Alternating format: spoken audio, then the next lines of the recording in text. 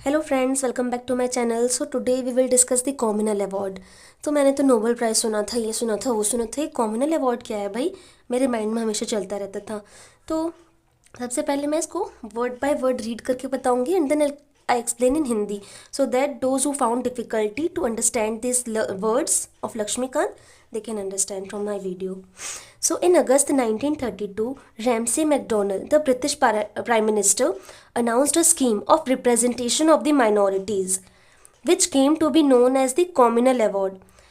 Prime minister British के कौन, Ramsay McDonald ने एक स्कीम अनाउंस की, किसके लिए? रिप्रेजेंटेशन ऑफ द माइनॉरिटीज़ के लिए, जिसको हम बाद में किसके नाम से जानेंगे? कॉम्युनल अवार्ड के नाम से जानेंगे, या फिर उसी टाइम से हम कॉम्युनल अवार्ड के नाम से ही उसको जान रहे हैं। The award not only constituted separate electorate for the Muslim, Sikh, Indian, Christian, Anglo Indian, European, but also extended it to the depressed class, that is scheduled castes.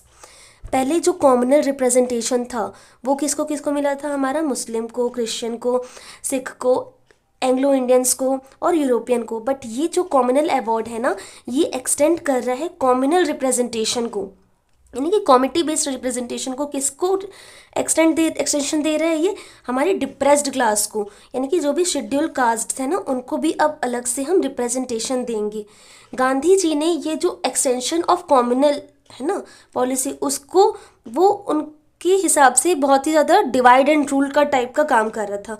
तो गांधी जी इस वजह से बहुत ही distressed over this extension of the principle of communal representation to the depressed class. ये बहुत ही ज़्यादा उनके हिसाब से गलत चीज़ थी जो हमारी हो रही थी, तो वो इसके कारण अगेंस्ट थे, इस प्रिंसिपल के, कॉमनल रिप्रेजेंटेशन के प्रिंसिपल के अगेंस्ट थे। इसी की वजह से उन्होंने एक फास्ट किया, कहाँ पर? येरवाड़ा जेल पुणे में, fast on to death in Yerwada jail Pune to get the award modify.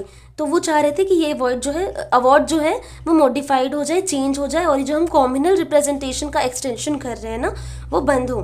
तो लास्ट में क्या हुआ? There was an agreement between Congress and doctor Bhimrao Ambedkar, क्योंकि भीमराव अंबेडकर जी इसके सपोर्ट में थे कि हाँ, हमको भी कॉम्युनल रिप्रेजेंटेशन मिलना चाहिए, because we are the community who lack in every way possible.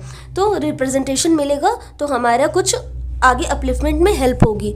But Gandhi ji इस प्रिंसिपल के अगेंस्ट थे। According to him this create a kind of divide and rule and which is not good for the overall development and growth of our society और country.